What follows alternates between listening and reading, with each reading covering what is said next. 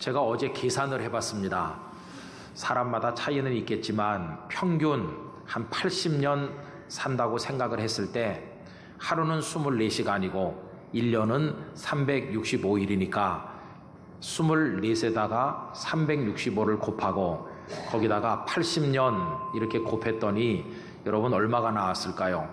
70만 800시간이 나오더라고요. 우리가 한평생을 살 때 시간이 많이 흘러가는데요. 그 시간으로 계산하면 70만 800시간을 살면 우리 인생이 끝납니다. 길다면 길고 짧다면 짧은 시간인데 그 중에서 오늘 2016년 이 시간 여기 와서 앉아있는 한 시간, 오늘 6월 26일 오전 11시부터 12시 어간까지 이 한 시간이 여러분의 인생 전체에서 어떤 의미가 있는 시간이겠습니까? 저는 이렇게 믿습니다.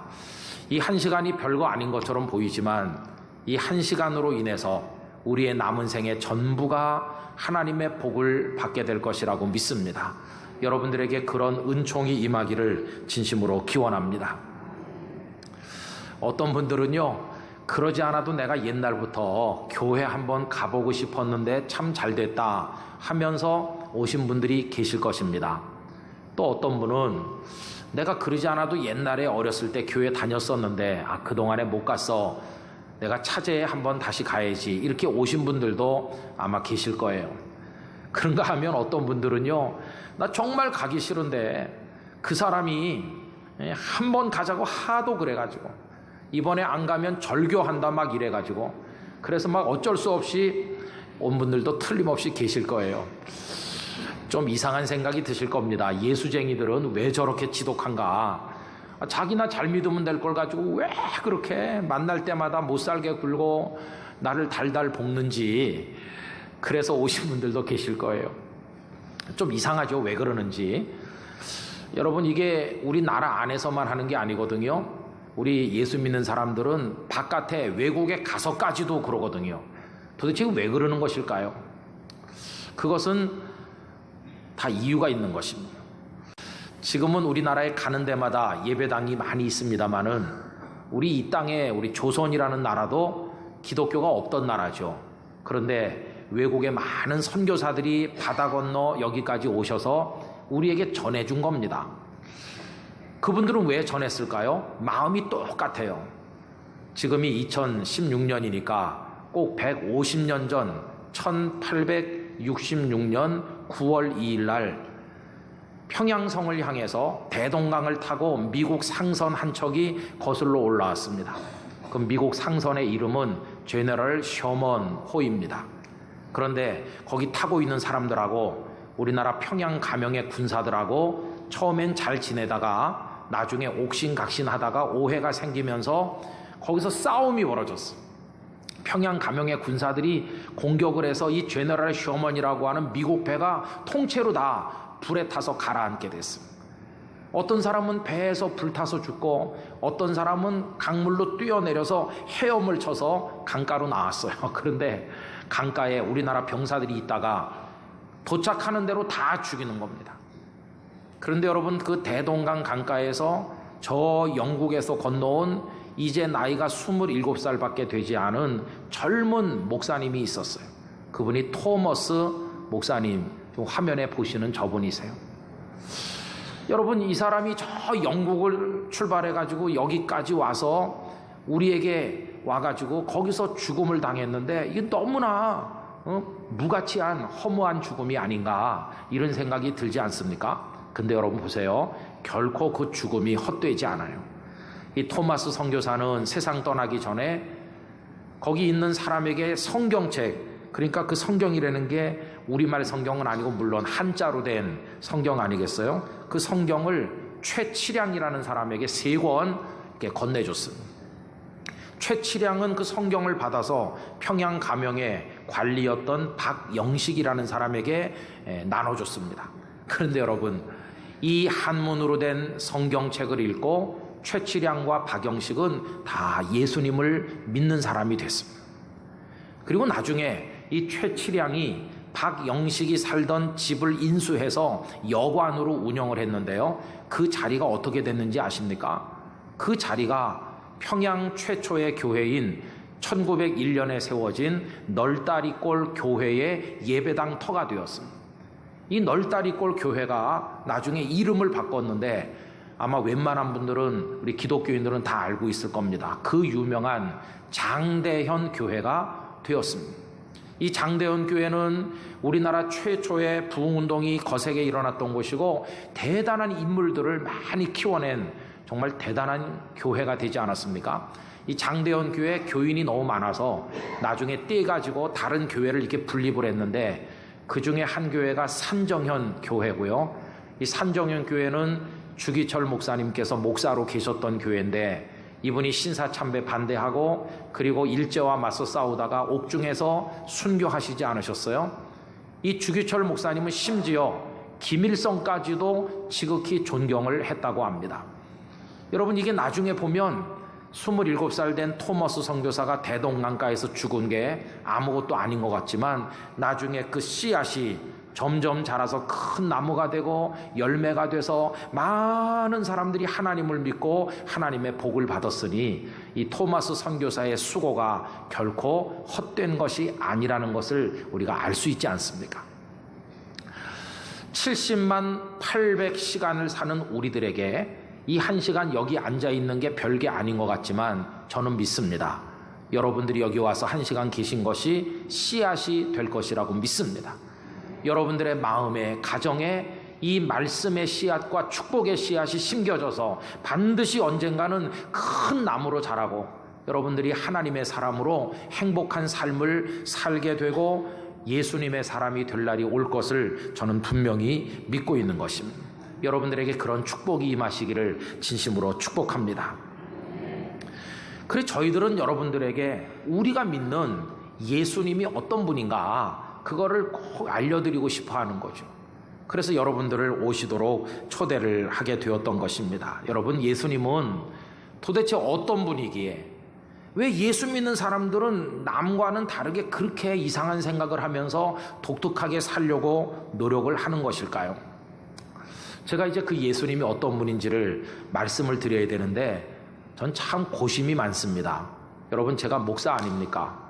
저는 여기서 이 자리에 서서 일주일에도 여러 번 우리 교우들에게 설교를 합니다. 예수님이 누구신지를 말씀드리거든요. 근데 제가 지금 말씀을 드리고 있는데 여러분 어떻게 들리세요?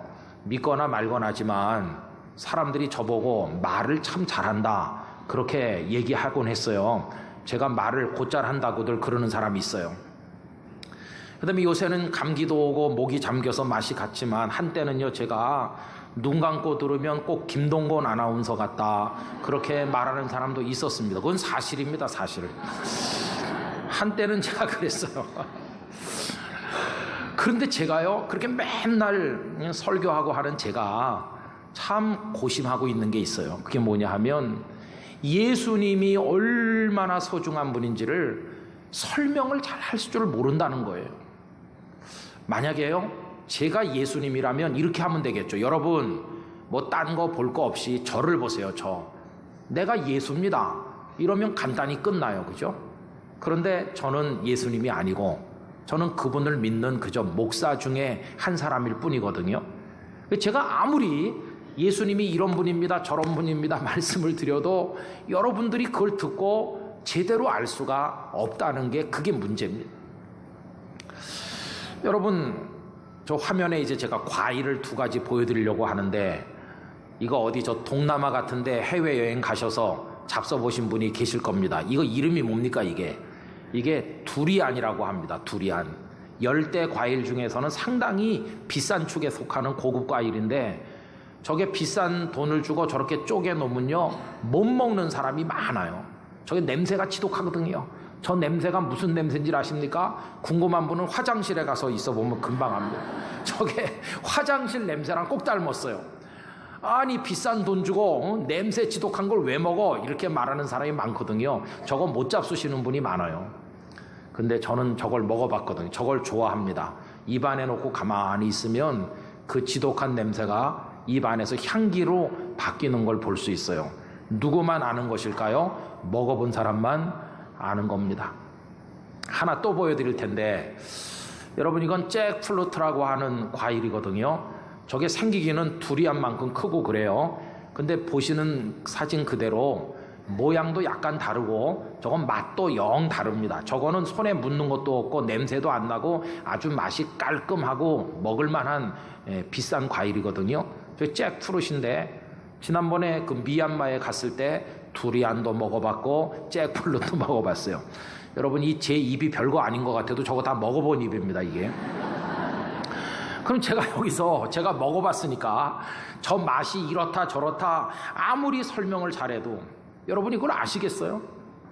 모르시죠. 알려면 어떻게 하면 되겠습니까? 잡숴보시면 되는 거예요. 잡숴보시면. 그게 간단하잖아요. 그죠? 근데 그 원리가 똑같습니다. 예수님이 누구냐? 제가 아무리 설명을 잘해도 말만 듣고는 잘 아실 수가 없는 거예요. 그런데 여러분 어떻게 하면 알 수 있을까요? 예수님을 여러분들이 직접 만나보시면 알 수가 있는 거죠. 아까 우리가 처음에 성경 말씀을 좀 읽었는데 거기 이런 얘기가 나옵니다.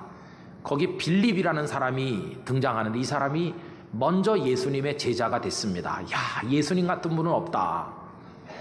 그리고 이제 그 예수님을 친한 친구에게 소개해 주는 겁니다. 같은 동네 친구인데 그 친구 이름이 나다나엘이라고 그래요. 찾아갔어요. 나다나엘에게 우리가 그분을 만났다. 구약 성경이 그렇게 기록했고 우리가 오래오래 기다리던 우리의 구원자 그분을 찾았어. 이렇게 얘기하는 거예요. 여러분 그 얘기가 45절에 나오는데 화면을 보면서 다시 한번 읽어봅시다. 빌립은 나다나엘을 만나고는 그에게 이렇게 말했습니다. 모세가 율법책에 썼고 예언자들도 기록한 그분을 우리가 찾았다. 나사렛 사람 요셉의 아들 예수님이 바로 그분이시다. 이렇게 말을 했어요. 그럼 나다나엘이 그러냐고 그러면서 믿음은 좋은데 영 반응이 신통치 않은 거예요. 그래서 여러분 46절 다 같이요. 그러나 나다나엘은 빌립에게 나사렛에서 뭐 좋은 것이 나올 수 있겠는가 라고 말했습니다. 아니 저 시골뜨기 촌뜨기인가 본데 그 나사렛 시골 구석에서 무슨 큰 인물이 나겠느냐. 안 믿는 거예요. 그러니까 이 빌립이 답답하잖아요. 그때 친구에게 뭐라고 말하냐면 간단하게 말합니다. 안 믿는 친구에게 그러면 못 믿겠으면 와서 보아라 이렇게 말하는 거예요.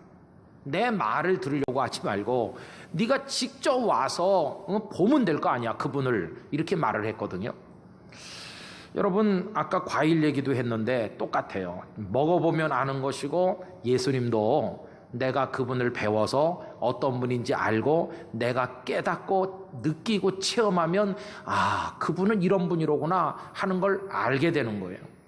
저는 오늘 오신 여러분들이 먼저 믿던 분들은 예수님을 더 잘 알게 되시고 처음 오신 분들은 그 예수님을 꼭 깨달아 아는 축복을 받게 되시기를 기원합니다.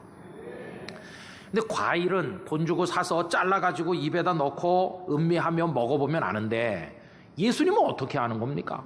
예수님을 어디서 사서 잘라가지고 먹어보는 과일도 아니고 어떻게 하면 알 수 있을까요? 아주 기본적인 방법이 몇 가지 있습니다. 첫째는요, 이 예배에 계속 오는 겁니다. 와서 이 예배에 참석을 하고 여기서 교회를 다니고 그렇게 하다 보면 나도 모르는 사이에 그분은 이런 분이로구나 하는 게 참 신기하게도 조금씩 알아지고 느껴지고 그분이 귀하신 분이라는 걸 깨닫는 날이 오게 돼 있어요. 반드시. 그게 기본이고요. 두 번째는 예수님이 어떤 분인지를 잘 설명해 주는 책이 있는데 우리는 그걸 성경책이라고 합니다. 전 세계에서 제일 많이 만들어지고 있는 책이 베스트셀러 중에 베스트셀러가 성경인데 여기 있지 않습니까? 이 성경을 꾸준히 읽는 것이죠. 근데 이거 읽어도 잘 모르는 말도 많아요. 몰라도 계속 읽으면 어느 날 틀림없이 하나님이 누구시며 그분의 아들이신 예수님은 누군지 알게 돼 있어요. 그리고 또 한 가지 방법이 있는데 누구나 다 할 수 있는 거, 기도하는 겁니다. 예수님, 저는 아직 당신이 누군지 잘 모르겠습니다. 그러나 내 친구도 내 누구도 당신을 주님이라고 부르면서 믿는데 저도 좀 당신을 알고 싶습니다. 제 고단하고 피곤한 인생, 이 허무한 인생인데 제 인생에 좀 윤기가 흐르게 해주시고 저를 좀 살아갈 만한 힘이 생기도록 저의 인생을 당신께서 좀 인도해 주세요.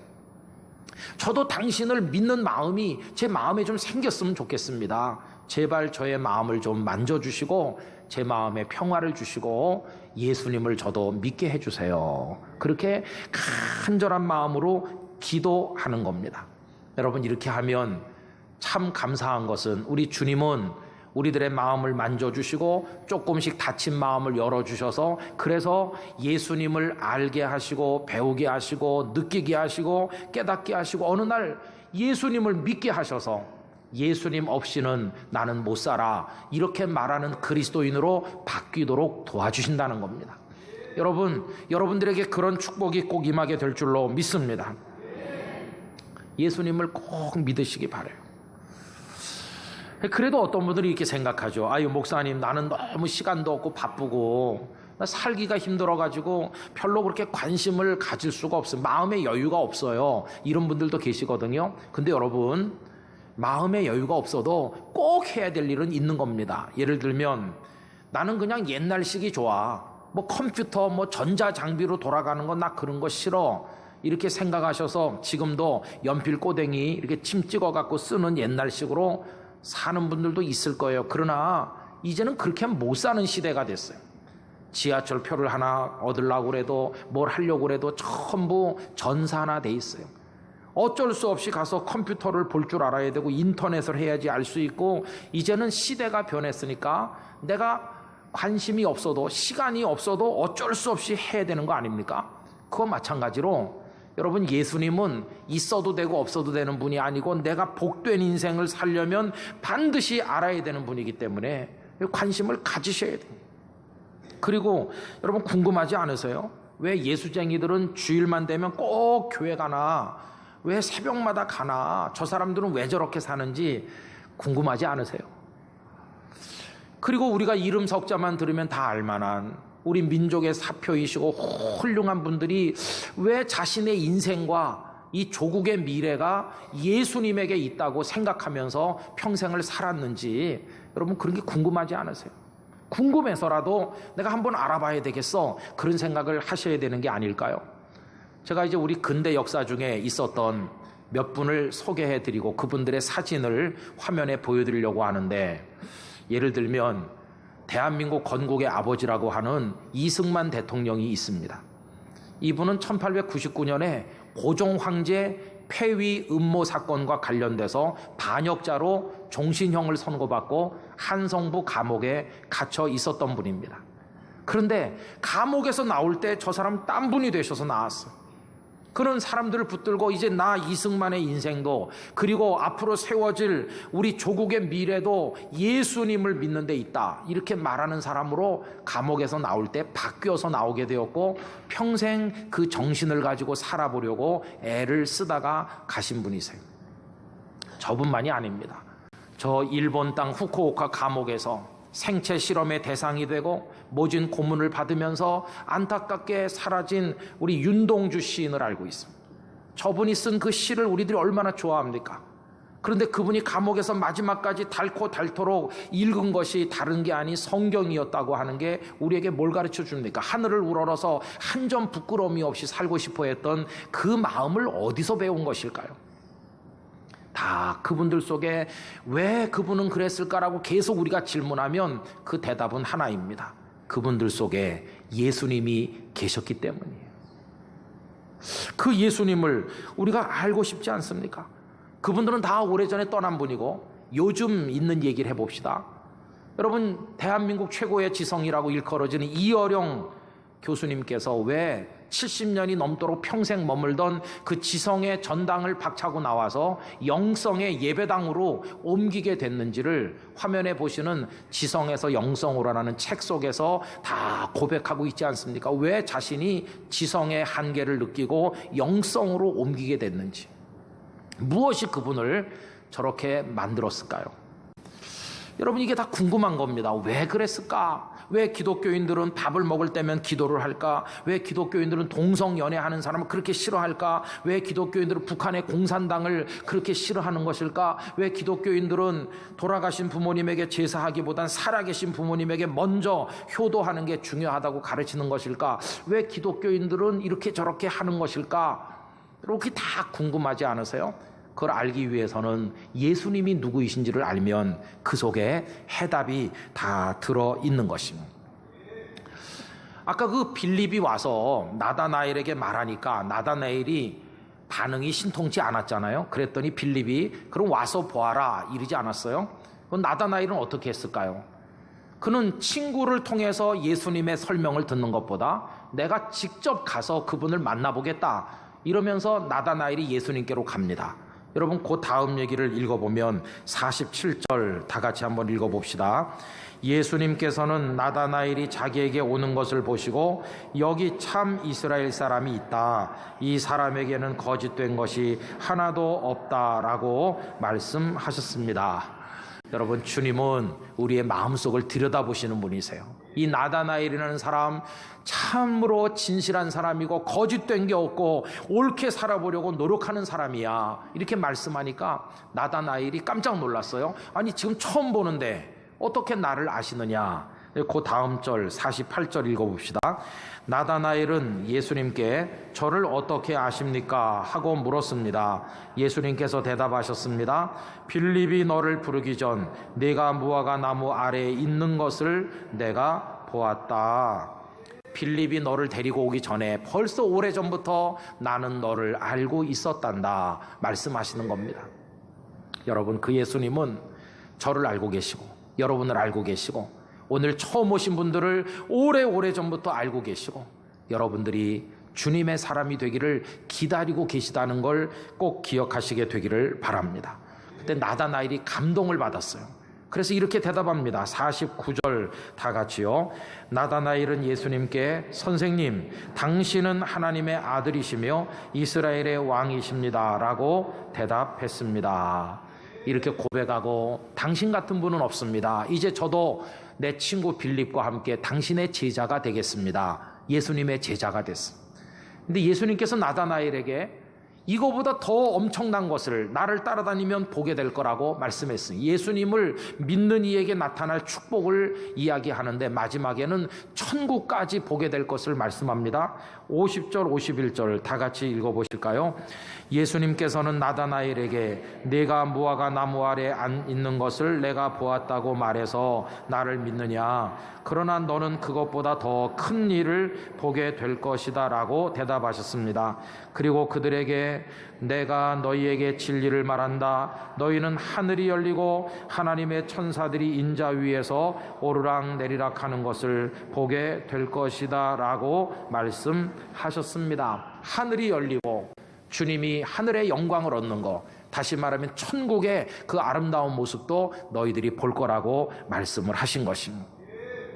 여러분 예수님을 믿으면 이 땅에서는 예수님의 정신으로 살게 됩니다. 우리의 마음에 평화가 오게 될 것입니다. 그리고 이 땅의 삶이 아침 안개처럼 쓰러지는 마지막 날이 머지않아 올 텐데 그때 우리는 끝나는 것이 아니라 우리를 위해 준비된 영원한 생명의 나라 천국에 들어가게 될 것입니다. 어떻게 그렇게 되는가? 예수님은 우리의 죄를 십자가에서 다 씻으셨고 부활하셔서 생명의 주님이 되셨고 그리고 우리들을 그곳으로 인도해 가시는 우리의 구원자이시기 때문인 것입니다. 예수님을 믿고 여러분의 마음의 평화가, 여러분의 가정의 행복이, 그리고 여러분의 일터의 부흥이, 여러분의 인생의 값진 것들이 많아지길 바라고 나중에 우리 모두가 천국에서 만나서 영원한 생명을 누리게 되기를 기원하는 것입니다. 여러분이 믿음의 세계에, 하나님의 은총의 세계에 여러분들의 첫 발을 들여놓으시고 훌륭한 하나님의 사람이 되시기를 우리 주님의 이름으로 축복합니다. 다 같이 기도하겠습니다.